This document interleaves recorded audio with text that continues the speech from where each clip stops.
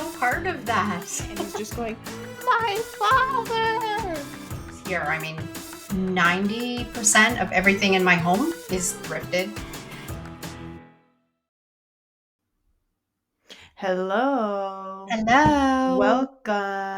Welcome. Another episode of the podcast. Yes. Guess what? What? I got Bodhi a Halloween costume. You didn't send me a picture yet. I didn't? Did you? I don't know. Can't remember. It's so cute though. We were trying to think of a family costume because this is our first Halloween as a trio. So we were thinking of ways that we could do little Halloween costumes for 3 people that have a baby. Yeah. So there's actually some really funny ones online. There was like the 2 Harry Potter characters, and then the baby was what's that plant that screams? You take it out and it goes. Oh, yeah. Mandrake. Yes. So there's a 2 you do the 2 Harry Potter characters, and then the baby was a mandrake. There was you put the baby in the pumpkin, which I still might do if we carve pumpkins. Yeah, that's cute. It's kind of overdone though. Everybody's kind of a little bit. Yeah, it's cute though. Yeah. But what I ended up getting him a little dinosaur costume. It's like a T-Rex dinosaur. Yeah. You did send me that picture. That was cute. And then my husband and I will be the Jurassic Park characters. So I'll be Laura Dern's character, and then he will be, I'm forgetting his name. Yeah. The main guy in Jurassic Park. What is his name? Not the. Now I can't even forget the other guy. I can't remember the other guy's name that I'm thinking of. The like suave guy. Anyways, we're gonna be Jurassic Park. And then I was thinking last night that if we do go anywhere, I don't know if we'll go trick-or-treating. He's pretty young. But if we do go anywhere and we take our dog, then we could get Molly a dinosaur costume as well. And then it's Rob and I, and we have 2 dinosaurs. That would be cute. And the best thing is Bodhi can't eat candy. So guess who's getting treats? Me. I was telling him last night, we were having dinner. He was sitting in his high chair, and I was like, you, last Halloween, you weren't even here yet. You were in my belly, and you ate so much Halloween candy when you were in my belly. Yeah. So much. That was the tail end of pregnancy. That was the like. No, I had like 2 more months to go. Yeah. But I was getting uncomfortable, and I remember we just sat and watched Halloween, like classic Halloween movies, and ate so much Halloween candy, like Friday the 13th and Scream, and which Rob and I love to watch stuff like that. You don't. Did you go and see the new Beetlejuice? No, because I live in a town that has one movie theater that only plays a movie at 7:00 at night. I know we don't have a theater either, but I want to see it. I know. I love it's fine. I love the original Beetlejuice, and Rob hates it. I think, when you watch movies as a kid and they creep you out. Yeah. Like I have that with Wizard of Oz a little bit. Yeah. And Wizard of Oz and Charlie and the Chocolate Factory like really freak me out. He has that with Beetlejuice, so he doesn't like to watch it. So I always have to watch it by myself. I always try to watch it at least once. Probably next week I'll watch it. Yeah. We watched we watch a lot of movies, and we watch like classic movies, and you don't watch a lot of scary movies, so no, you don't understand. Because I want to sleep. Because I want to sleep at night, so I'm very Disney oriented. Yeah, but it's getting worse for me. I think maybe becoming a mom and things just like hit a little harder. But we were watching this like classic 1980s Halloween movie called The Changeling. It might be 70s. I don't know if it's 70s or 80s. Yeah.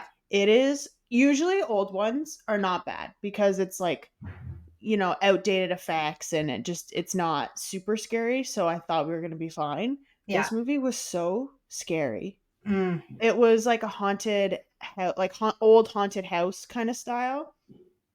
I don't know. I'm going to spoil it. It came out in the 70s. I don't really care. But it was about this little boy who had died in this house. It's kind of sad. Who had died in this house because his father had killed him. Oh. And so then I'm already clicking off. I know, I'm sorry. But I just to get to the end of the story. So then this guy moves into this house because he's a professor and he needs a place to rent. The Heritage Association rents him this house. This house is haunted, but he does not care. He's like, I don't care that there's a ghost in this house. I'm gonna figure out what happened to this kid. So he figures it out. But there's a part in the movie where the little boy ghost finally communicates, and they're recording it, and he's just going, "My father, my." No, no. I want no part of that. It's so scary. So Rob and I went to bed that night being like, "Oh my god, oh my god!" And the little boy was in a wheelchair, and then the wheelchair was like following him around the house, just No, going, "My father." no, no, thank you. No. No, so now Rob and I just like randomly will be walking around the house going, "My father, help me." I think I'm just gonna stick with Charlie Brown in the what is it in the pumpkin patch? Yeah, that's a classic one though. That's a classic I one. need to So watch that one. That one and uh Monster House. I like that. That's a good kids I don't know one. if I ever watched that one. Yeah, it's Keenan fun. and I watched it all the time when we were Did you? younger. Oh, I maybe think you bought it for us as a DVD or something, and yeah, it's a really good. I'm excited for when Bodhi's a little older and we can like actually start watch, those traditions. yeah, the Yeah, classics. But that's fun. yeah, So today I think we were going to chat about your Poshmark adventure. yes, my Poshmark adventure of vintage and thrifted clothing of what I Yeah, did to yeah, show my crafty slash kind of thrifted side a little bit because I don't do a ton of crafts. You do a lot more than I do. yeah. I'm more hands-on, where you are more the like you're really good with style and clothes and putting outfits together and stuff like that. I Where I'm used more to. home decor. Yeah. I was better before I became a mom. Now I'm kind of trying to figure out like what my style is going to be in this like new body that I have. But yeah, I mean we can chat about it. Yeah. Well, it started from basically like a COVID necessity Yes. because I lost my job. I was a server at that point, so restaurants weren't open for a couple months, and I didn't really have anything to do. And I always did, like before I started this, I was always thrifting vintage clothing. And where I was living at the time in Vancouver is like you can find a lot of really good stuff in the thrift stores because it's a higher income area, so people are, I find they're just more like ready to donate maybe higher ticket items than in certain places. So you can find like Lululemon or the higher brands or um, some really cool vintage stuff from like the older generation that are kind of purging. Um, The so nice, yeah, nice 70s stuff. You do yeah, really well with that kind of stuff. Yeah.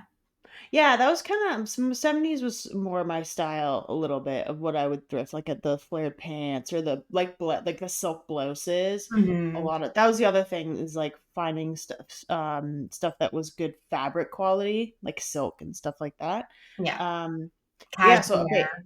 yeah, a lot. Yeah, I found a lot of cashmere. Yeah. Man, now I wish I kept some of that stuff. Yeah. I Oh know. We well, had a lot. yeah. But yeah, so I started basically.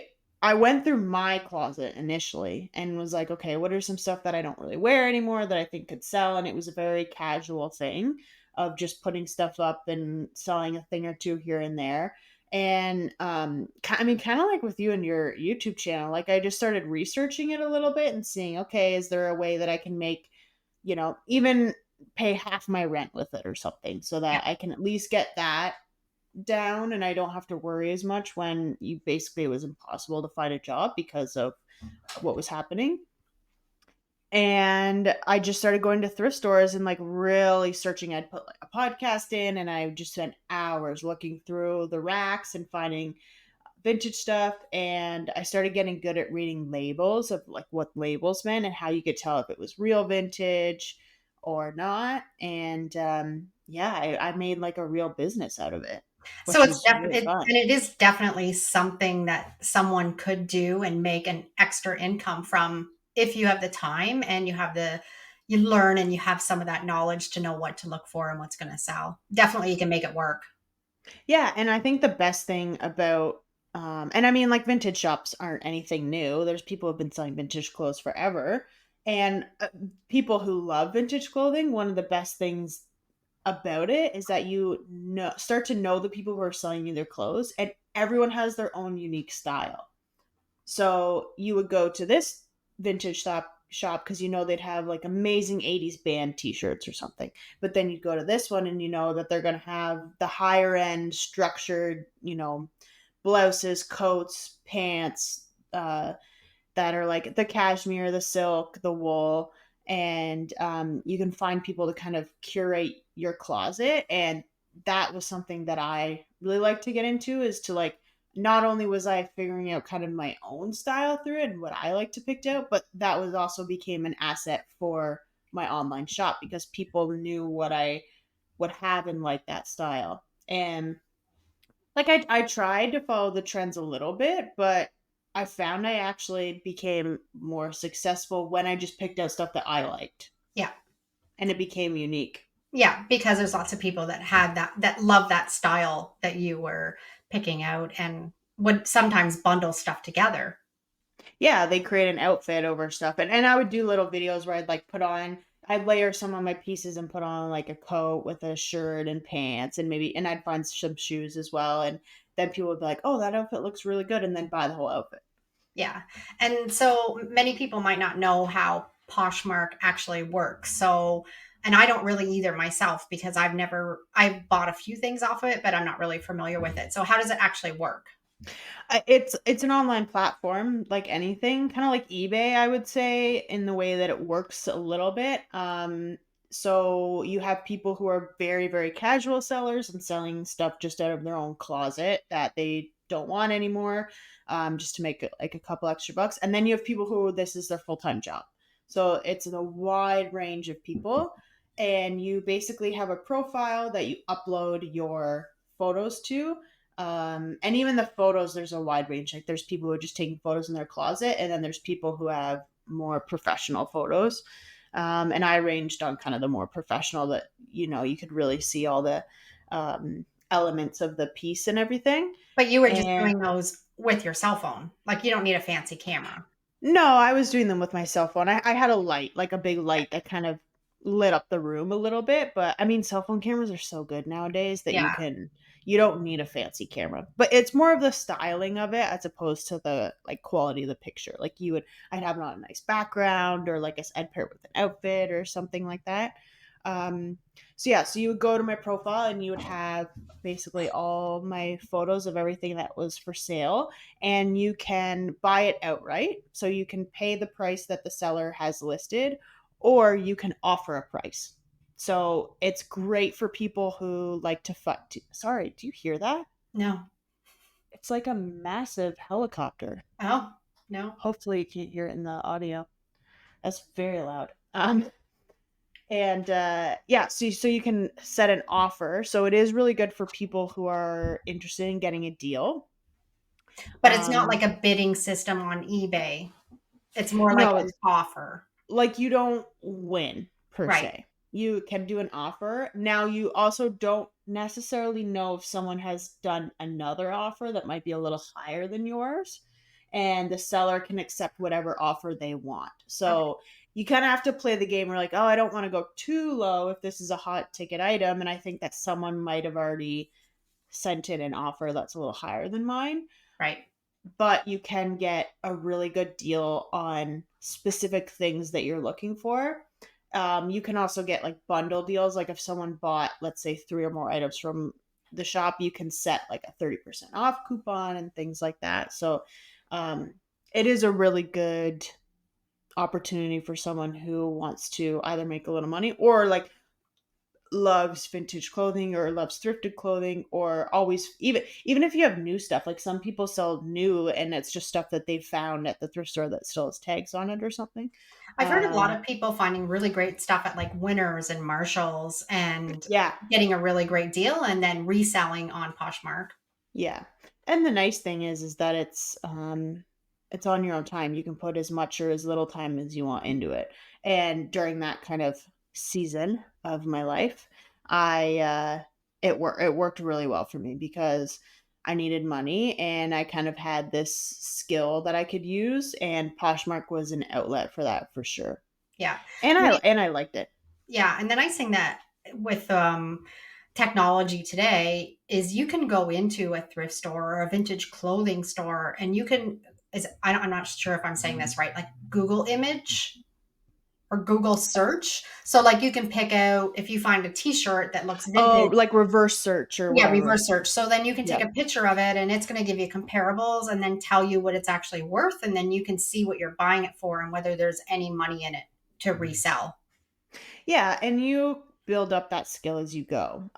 When I first started, I didn't really know how much things would sell for or what things were worth. And as I started doing it more, you start to kind of know where an item, what a price point should be. It also depends on the quality of the clothing as well. Like some people are very happy to buy a really good quality vintage piece that might have a few defects that obviously as a seller you make aware.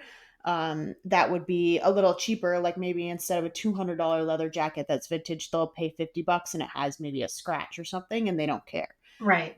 So it's yeah, you kind of figure that out. And you can also I would always actually just go on the Poshmark website, and if I found an item, I could search that item on the site or the app, I guess, on the app and look at what other people are selling it for, and you can check to see which ones have sold. So then you can see Oh, what they've sold for. yeah. So it gives you a completed list so you can go and you can see whether it's worthwhile. Again, yeah. Exactly, and you can look like, "Oh, I would have thought that maybe these pair of pants would have went for 75 to $100, but they're only selling for 30 to 40." Right. And if you're buying them for 20 bucks at the thrift store, then there's not a lot of profit margin there to work with the shipping and all of that. So, Exactly, so you're doing and I don't know how in Canada, shipping is very expensive, so you do have to really factor that in. Now, in Poshmark, people pay for the shipping, right. so you're not on the hook to pay for it as the seller, but you have to factor it in because they are paying, I think at the time when I was doing it, it was like almost $14 on top of the clothing price. So you have to make sure that you're pricing it at a point where if they're paying $14 on top of it, it's still worth it for them. Right. And I remember you were also going on Marketplace and finding bags of Oh yeah. like garbage bags full of clothes that people were selling and then sorting through and then selling from that. Did that Yeah, always work that out good for you? it was half and half. Like you would get you you kind of had to like really root through the listings and see what was going to be worth it cuz sometimes when people do that it's just they're just trying to get rid of their clothes Yeah. and then they're not that great. But then sometimes people you find some gems in there and like two items are worth what you've paid for the whole bag. Right. So you do have to get creative about where you're finding your clothes, and because at the end of the day, like you want to get the most for the least amount possible, because then your profit margin's bigger. So yeah, I mean, I was going through marketplace. I had my thrift stores that I knew sold things for a lower amount than maybe some of the brand name thrift stores, and I also always made sure that like when I didn't use clothes, like I was then donating back to the thrift shops, so Yeah. that they were getting, kind of good quality items back that then they could sell, especially for the ones that are like real true charity thrift shops. I'm going and I'm paying for a bunch of stuff and that helps them, but then I'm also giving them stuff back that they can then resell, and it's kind of a nice little ecosystem that you get set up. So it's a win-win for both. So is it something that if someone was trying to get a little bit of a second income going, is it something that works? Yeah, I mean, if that's something that you're interested in and you like clothes and you like having a style and you like sorting through 100%, and you also don't need to have it just on Poshmark. Like that's what I use, but I also branched out when I got a little bigger and I was putting stuff on Marketplace. I was putting some things on eBay. I did markets as well. Like I went to local markets. So yeah, definitely. I mean, it's something that I don't think is ever going to go away. People are always going to want to buy clothes, and the sustainability aspect of secondhand clothing is huge right now. Like more than ever, I think people are searching out secondhand clothing and looking for stuff that isn't kind of participating in that fast fashion, which I don't really like to do as a general rule. Like I try to thrift most of my clothes. So there's a huge, huge, huge market for it. And if people can participate in the secondhand market and not have to sort through because you have a curated shop, that is a big, big selling point. Yeah, exactly. And I know in the States, I don't think we have any in Canada, but I know in the States they have Goodwill bins. And you Mm-hmm. see people, I've seen YouTube videos where they go in and they sort through the Goodwill bins and they're filling up carts. And I think they do it by weight. So you pay per Right. pound for what you find. And then a lot of people will take that home and then resell Marketplace, Poshmark, thrifted, from there. So that's another possibility. Yeah, we don't have those here. No, there might be some in the bigger cities. Is there not one in Vancouver? Not that I could find. I would have to go into Washington, I think, because I was gonna try to do that, but then it was still at the time limited because of the border issues. Yeah. And then by the time that I would have went down, I mean, I was doing your YouTube stuff, so I Yeah. wasn't really doing it as much, but I know when we went down to South Carolina, I had gone into a bins there. Again, I mean, we're on vacation and I couldn't bring back a whole lot of stuff, but there was some really good deals. If you had the time and the patience to kind of root through and find really good stuff, it was there. So yeah, if you're in the States and you have one nearby, definitely probably worth going and sourcing. yeah, and for anything, I mean, I buy like kitchen stuff, Yeah. especially like so many people get rid of really good kitchen items, and it's what I notice mainly is because a lot of people will get stuff for gifts, and if you don't cook a lot, then you might not know how to use like a stainless steel pan or a cast iron because they're a little finicky, and you can get stuff like that so cheap at a thrift store. Like it's the overconsumption is wild, and like there's so many things that you just do not have to buy new because they are out there, and one trip to the thrift store you could get a crazy deal on anything you want, basically. 100%. And I mean, from growing up in my house here, I mean, 90% of everything in my home is thrifted Yeah, and good quality, and you can definitely do it. And you can also thrift and start a business and make money. exactly. The opportunities are endless. And I do think that it is like if I wasn't doing the YouTube stuff with you and I wasn't working on that, like I 100% probably would have carried that business and made it maybe a storefront or went to more markets because A, I really enjoyed it, and B, like there's so much opportunity right now for that because it's people are looking for it. Yep, yep. And I think your generation is much better than mine too for that kind of for clothing and doing Yeah. that and sourcing that vintage clothing. Well, it became cool. Like I remember when I was in high school, it wasn't cool. Like No. thrifting was not something that you said you did. And now, which is like now that like people in high school, it's great. Like that's like, where'd you get that? Oh, I thrifted it, and everyone's like, no way. Like Yeah. it's changed so much, which I think is amazing because it's just there's so many clothes are being made and dumped in the landfill, and you just I don't know. You don't like there and there are things like it's nice sometimes to get a new sweater or something, and you don't want to demonize that to an extent because it's never going to go away, No. but there's a lot of opportunity to buy used clothing that kind of is unique to you and your style and really really helps the environment in that way. And I always find for myself when I need something, I need a white turtleneck. I just need a standard white turtleneck. I always Can I find it at the thrift store first? I always go to the thrift stores. If I can't find it there, last resort, then I'll start to look for something new. But I've always been that way. I've always been thrift store first, and it might not be that first or second time. Like I'm not just that day, I'm going to look around before I purchase. And it would be nice if more people shopped like that. Yeah, and I think it is changing, and it's that the idea of that conscious shopping, like you take a second before you buy and you say, okay, do I really need this? Okay, if I need this, can I get it used? Search that out. If you can't get it used, what is the next best way to purchase this? And is this something that I'm going to be using for a while? So, like the white turtleneck, like if you didn't find it at the thrift store, but it's a piece of clothing that you know you're going to be wearing for years and years, like of course you're going to buy that new, and that's totally fine. But Yeah. yeah, I think it's just a really good way also to also just like build out your personal style. Like I'm like a huge fan in seeing kind of unique clothing on people and something that isn't just what everyone else is wearing. And also back to the white turtleneck, Poshmark. Head to Poshmark. You're going to find it there 100%. You're going to find a white Yeah, turtleneck and pick it up there.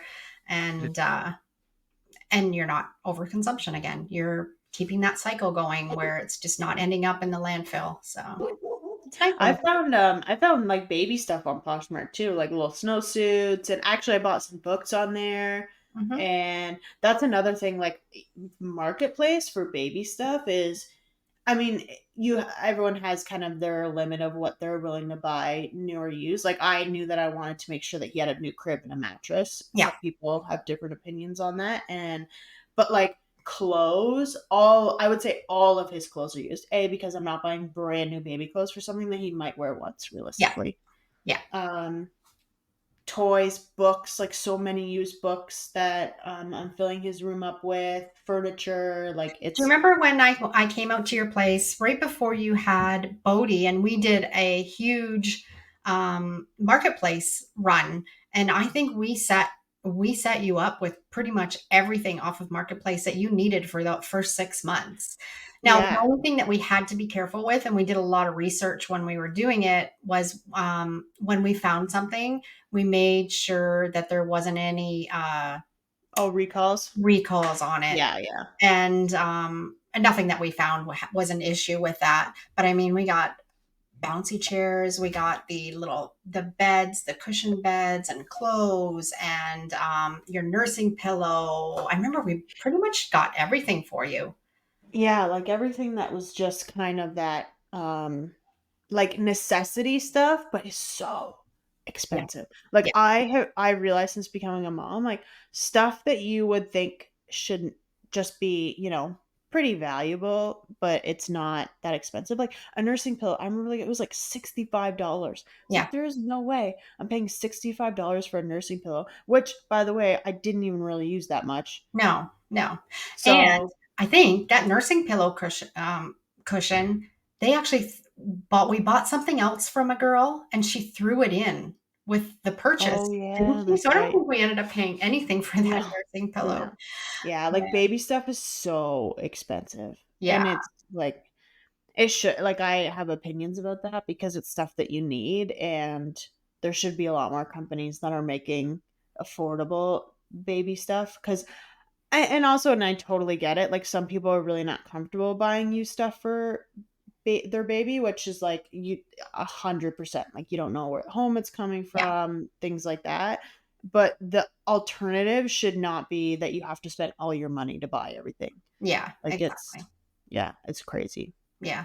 And it's I mean, when you're a new family starting off, it's just one more expense that is a lot trying to make ends meet when, you've got to buy all these expensive things that 2 months later they're not even using anymore. Exactly. And as a first time mom, like you don't know what you're going to use and not use, and you think that you need everything. And I was definitely in the mind space of I need everything because you never know. And you have this idea in your head that the baby is going to come and you're not going to be able to just run to the store, which is not true. Like Yeah. you can run to the store and get something if you absolutely need it, but yeah, it's a stressful time, and so many things I just didn't use. So when you came to visit us in July, Bodie was, how old was Bodie? 6 months, 5 months? 6 months, 6 months. 6 months. And he had just started to stand up, pull himself and stand Yeah. up. Almost. No, Almost. yeah. He spent 2 weeks standing up on a Pampers diaper box and playing with it. Yeah, that's all he wanted to play with.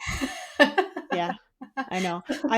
I buy him so many toys, and he, those like foam mats. Yeah. Like he rips the sides of them off and just plays with the strip like a sword, Yep. and that's the only thing he wants to do. Yep. Remote controls. Yep. That he sorry, I just burped. Nice. Sorry. Yeah, the remote, like anything that is not a toy is what he wants to play with, Yeah. basically. Yeah. But I still buy the toys because you just feel like I'm still in that new. I'm sure when I have my second one, I'll be like, why did I buy all of this stuff? I know. But I know. you just feel like you have to. You feel like if I don't buy him this object permanence toy, he's never gonna understand what that means. And it's like, no, he understood what it mean when I hid my phone, and he still knew where my phone was. I know. So Yeah, exactly. there's so many things, but I Yeah. mean, it's being a mom, a new mom. Yeah. Well, that was a good chat about Poshmark, making some extra money if you need to, how you source things, and yeah, another good Mm-hmm. episode. Mm-hmm. And again, we have a graphics club Yep. that is $6.99 a month. It has all of Mom's graphics. There's hundreds of graphics available on her graphics library that you get instant access to when you sign up. There's lots of really amazing Christmas graphics on there if that's something that you're looking to make some home decor out of. So it's a really good deal. You will have access to that along with a private Facebook page. And I love the private Facebook page because it's only people who are in the Patreon who are in the Facebook group, and people post their creations and we can see what people have made with your graphics. Which I just find really cool because it's kind of I'm not on the outside, but like I'm not the one making the graphics and stuff. So when I see people do that, you're kind of reminded that, oh, this is real. Like people are actually watching, people are actually listening, and it's cool to have that kind of more personal interaction on Yeah. that Facebook And page. and the nice thing about the graphics too is a lot of times I'm using them on in my videos also. So you can watch how I'm using the graphics, and then you can pick them up if you want to become a Patreon member through the graphic club, or you can just grab them out of my Etsy store too. Most Yeah, of the graphics are listed there too. But for yeah, sure. Yeah. good. Well, nice Okay. chatting. All right. We'll see you Bye for soon. now. Love you. Love you too. Bye. Bye.